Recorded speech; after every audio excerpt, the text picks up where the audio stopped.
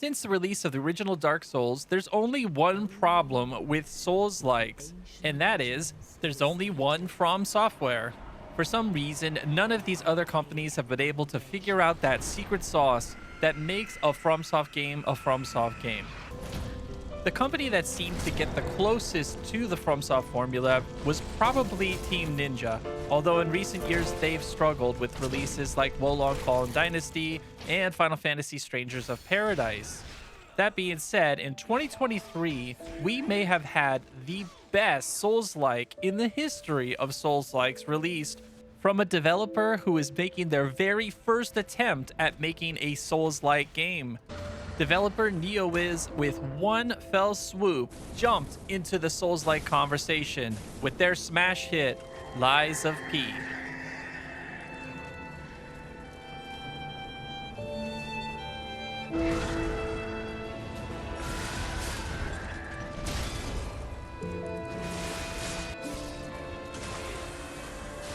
Pleased to see you, my stalker friend.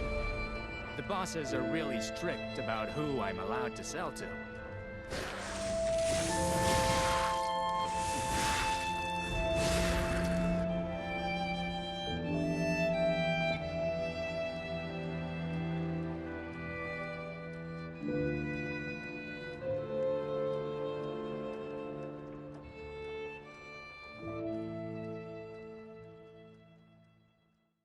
So today I wanted to take a minute to talk about by far the best Souls-like released last year and potentially thus far since the creation of the Souls-like genre. That is none other than Lies of P. For many reasons, this game is much better than it has any right to be. Why is Lies of P so shockingly good? Well, this is put out by NeoWiz, which if you take a look at what NeoWiz has made, they haven't made anything remotely close to the Souls-like genre. So this is, in fact, their first shot at this type of game.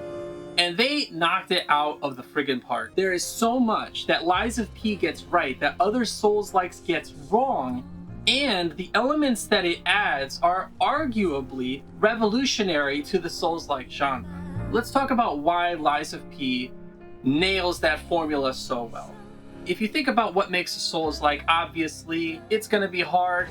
You're going to die a lot. It is a role-playing game. You do build your character up over time. You accrue souls, you put them into your character, you add stats, you get stronger, you find better weapons, you upgrade the weapons, and you build your character towards this triumphant end where you conquer over this seemingly insurmountable or nearly insurmountable set of goals. And you do it typically in sort of like this dark fantasy kind of way. Well, Lies of P does all of that. And it adds on top of it. So basically, take the main mechanics you'd have in a game like Dark Souls 3 or Sekiro. It does take a lot of inspiration from Sekiro. And some of the overall look and feel of Bloodborne. Now, is it one for one with all those games? Does it do everything that Sekiro does as well? No. Does it do everything that Bloodborne does as well as Bloodborne does? No. But consider the conversation. We're already talking about FromSoft games. That is the level of the conversation.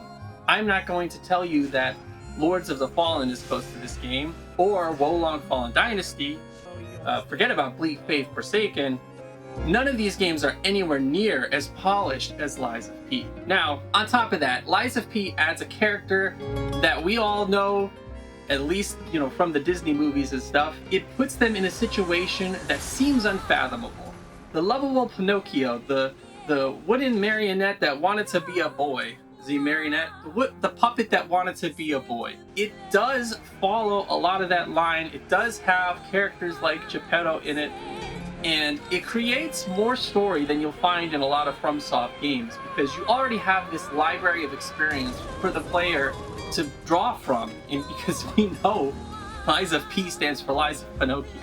That's already adding a lot of story that you typically don't get from a FromSoft. It has a whole bunch of voice acting, whether it's obviously Geppetto, Vanini, Sophia, who's basically your Flamekeeper, and the bad guys as well, like Simon Manis. They have very strong voice acting. The lip syncing won't match up because this is a Korean team, so the English dialogue does not match up to the lip syncing whatsoever, and that's one of the little rough edges that you will find as you play through Lies of P. But the story itself, as it goes, you have your own hub world like the Firelink Shrine, but in this case it's Hotel Krat, which is this hotel that's kind of been boarded up and protected and is this little kind of safe space in this otherwise insanely hostile world that Pinocchio is fighting his way through. And these characters can be identified with, they have motives that make sense, they are just trying to do what they can to survive in this world, to try and figure out what's going on with this puppet craze. Why did they go insane? Why did they kill the humans? What is happening with the corruption and the disease that's spreading among the people? It's a really intriguing story that you want to get to the bottom of. Obviously, Pinocchio himself doesn't say anything in the entire game, but that's not new for a FromSoft game either. You are almost always a voiceless protagonist, with the exception of Sekiro, I guess. So, the characters, the voice work, the setting are all fantastic. The setting is definitely closest to Bloodborne of all of the FromSoft games. And if you asked anyone which of the FromSoft games do they really want a remaster or a sequel to before anything else except maybe Elden Ring just because of the popularity, you would absolutely say it's Bloodborne. Well, here's 60 frames per second Bloodborne with elements of Sekiro, some additional mechanics which work fantastically, and a really crazy weapon system that is closest to Bloodborne, but you could argue is actually better than Bloodborne's weapon system. And oh, by the way, it's made by Neoist, these guys who have never made a Souls-like in the entire time that they've existed. But it's clear that there is a love and a passion that is behind making this game. They are fans of Soulsborne. They are fans of FromSoft. They are fans of these games, and it comes through clearly. Let's talk about some of the things that they added, which may be staples in future Souls-likes. The first thing that you have to talk about is the weapon system. And unlike any other game, this game allows you to craft weapons between the handles and the blades. So basically, handles and blades are separate. So you can mix and match them with the exception of some boss weapons that you can't disassemble. But the idea is very simple. Each of them has distinct parts of your battle system. Each of them changes how your weapon works in battle. So for example, your blade is going to decide your overall stats. So when you upgrade the blade. The handle decides your move set. Also, you have what are called Fable Arts, which are basically the same thing as weapon arts from Elden Ring, except instead of having one or two, you have separate weapon arts for each piece of the weapon. So you can have a handle with one weapon art, add it to a blade which has its own weapon arts, and now you've got that mix of weapon arts to choose from. So between that and changing the moveset of the weapon itself, this makes for a great mix and match system. And probably the best part of it is because you can take blades that you've been upgrading as you've gone through the game and then switch them to a different handle, now you can play with a different moveset using the same upgraded blade, and you're not losing anything. It really encourages experimentation in the player. Now, I'll admit, I honestly like a lot of the weapons the way they were straight off the bat. Some Fable Arts kind of double up between weapons, but many of them, especially boss weapons and unique weapons, have very interesting Fable Arts, and some of them have multiple uses. So like if you press the Fable Art button once, you're going to get one piece of it, but there's like a 3-piece to the combo.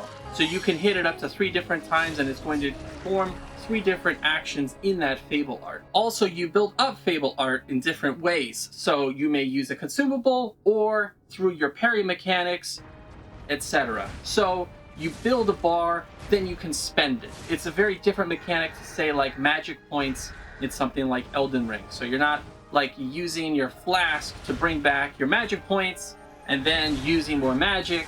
In this case, battle encourages more battle. Battle will replenish your Fable Arts so you can continue from there. So this in itself, the whole Fable Art system, combined with the mix and match weapon system, is extremely unique, and I might hazard to say revolutionary for Souls-likes and weapons in general in these games. Let's talk about the next mechanic, and it's so simple and so amazing, I can't believe that no one's thought of it before.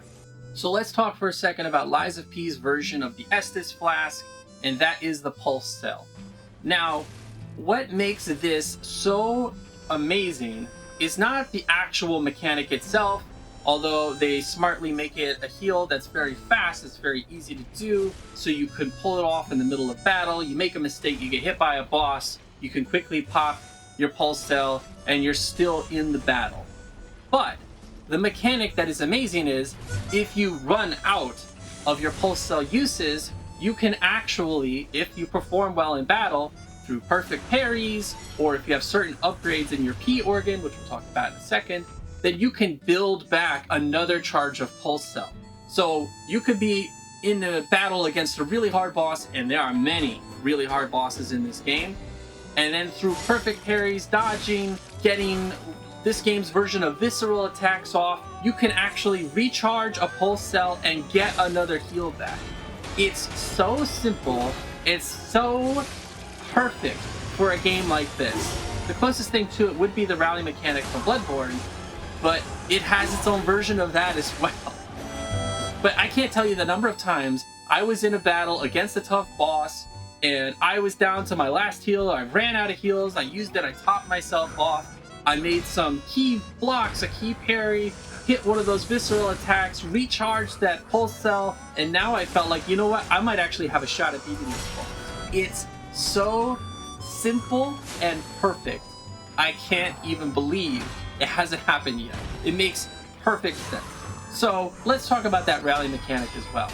In this game, blocking and parrying is huge. You still need to dodge certain things. There are certain moves which you absolutely cannot dodge. You can only dodge them if you get out of the hitbox of the move, but they generally design them to be such a wide arcing move that unless you parry them, or you get completely clear because you're just running or you're just on the edge of it anyway, you're going to get hit unless you perfect parry. Those moves cause the most stagger damage, which again is kind of borrowed from Sekiro. Now, you don't actually see a stagger bar, you just kind of have to keep fighting and keep clawing and hope you get to the point where you can get the enemy's bar to flash white.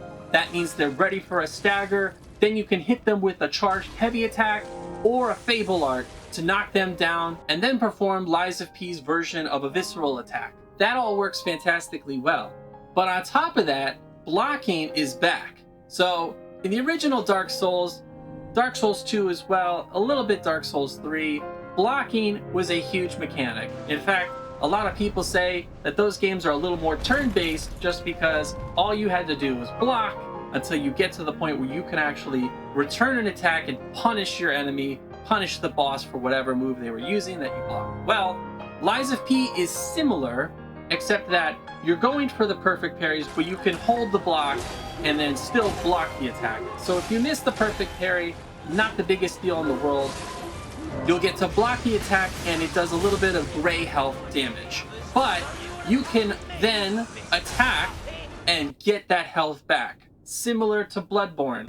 Bloodborne, you take damage, it takes away a chunk of your bar, but if you're aggressive and you find the opportunities and you attack fast enough, then you're able to get back in the fight and reclaim that health. In this case, it's from blocking. So you try a perfect parry, you miss it, but you hold down, you block, then you're going to have the opportunity to rally, attack the enemy back, and get that health back. And it actually works fantastically well. Plus, the way that Lies of P's skill system works is it's using what's called the P organ, which admittedly is a pretty funny name. I'm not sure why they called it. I mean, I know why they called it P organ. It's Lies of P. But that being said, I mean, listen, there are too many jokes for P organ. But anyway, the idea is it's a skill tree. And as you collect these things called quartz, you can plunk them in. You kind of work towards a bigger grouping. So like, once you put enough quartz into a slot, it will open up whatever that main title slot is, which could be more heals. It could be a dodge to get you up off the ground. But the way you do it is each little quartz you put in there, you also pick like from a side menu that's going to give you another ability. So even though it takes multiple quartz to unlock a main ability, you're getting these little side bonuses in the meantime. So for example, to make the blocking setup even better, there's one element of the P organ that you can unlock, and what ends up happening is when you get a perfect parry, it reclaims any of that gray health that you have. So one of the later bosses, a lot of the later bosses, have continuous attacks. Things that are many attacks in a row. And they can be really kind of rough on the player until you get the timing down. Except, you can keep attempting to perfect parry, but get a block, you lose gray health, but then you get a perfect parry on the next attack, you heal. You block, gray health, block, gray health, perfect parry, heal, perfect parry, heal, perfect parry, heal. And it creates this kind of tug of war back and forth, so even if you're missing that really tight timing, and it's a tight timing on perfect parry, you're still in the fight, you're still getting health back, and it just creates this really tense back and forth that feels so good. The biggest negative to the P organ system that I found, some of the abilities, like the ability to dodge off the ground, are not unlocked early enough, and I think they've done some updating to try and adjust this. Also, I found that quartz itself is kind of hard to get a hold of. I didn't use a guide when I was playing through, so maybe there's a whole bunch of quartz that I didn't find, but I found that the system is a little bit difficult to get into, and a lot of the core features that you really want early on in the game are locked behind the quartz system, and they just make playing the game feel better. So Lies of P is a game where the longer you play it, the better it feels. The more elements of the P organ you unlock, the better the gameplay is. It's great for growing, but it is one of the negatives that they could have done a better job unlocking some key things early on that would have made for a better gameplay experience, or just don't make them part of the P organ system at all and just allow the player to have them early on. That's a very small nitpick. The next element of Souls games that absolutely must be nailed for you to be a true Souls-like is the bosses. And while the bosses aren't perfect, they are absolutely epic. There are many boss battles that you will absolutely never forget. Bosses like Lexaxia, Simon Manus, the swamp creature. I mean, for better or worse, you will not forget these bosses anytime soon. The Master of Puppets is one of the best designed non-FromSoft bosses I have ever played against. And you could argue he stands up pretty well to a lot of the FromSoft bosses.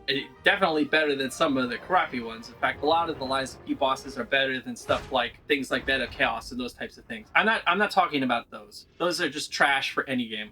But I'm talking about like the good bosses, the one you remember fondly. This has some that will hold up to those bosses. The biggest negative to the bosses in Lies of P, first of all, too many second phases. I mean, especially towards the end of the game, you feel like every single boss is going to have a second phase with a full life bar. The first time they go down, you expect none of them to die after a while. Yeah, it's a bit of a negative. The second thing is that the bosses tend to do a lot of things that are like outside here, that are like outside of your frame of view. So like if I'm a boss and my hands are up here and you're the player, like you have no idea what I'm doing. So that is a bit of an issue.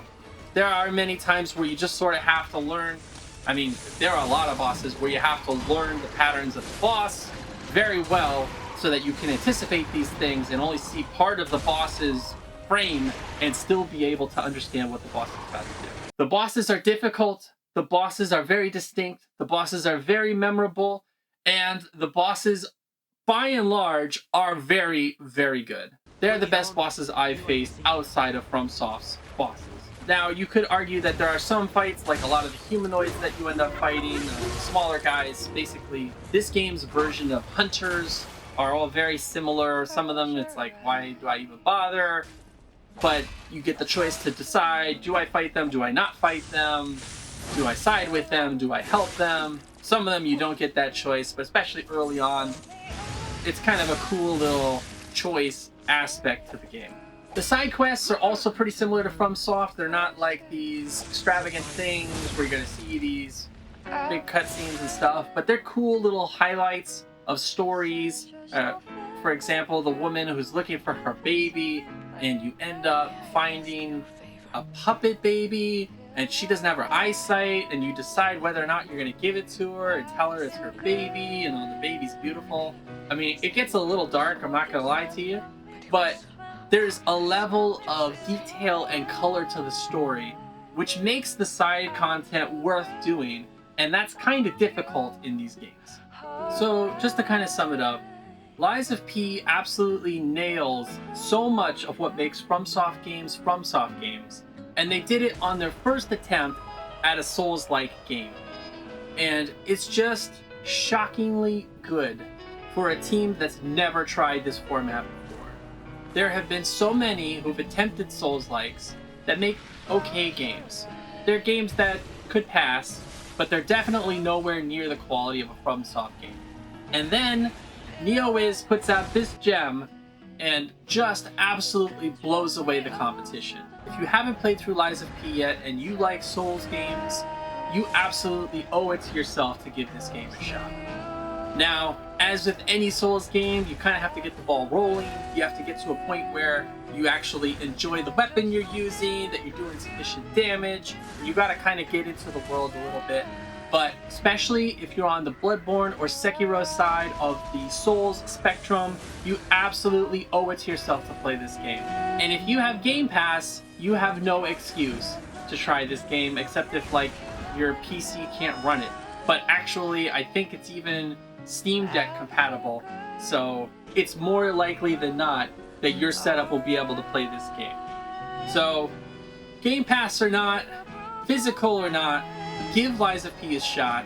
You will be shocked, like I was, at how good this game is and how close to a FromSoft masterpiece Lies of P came.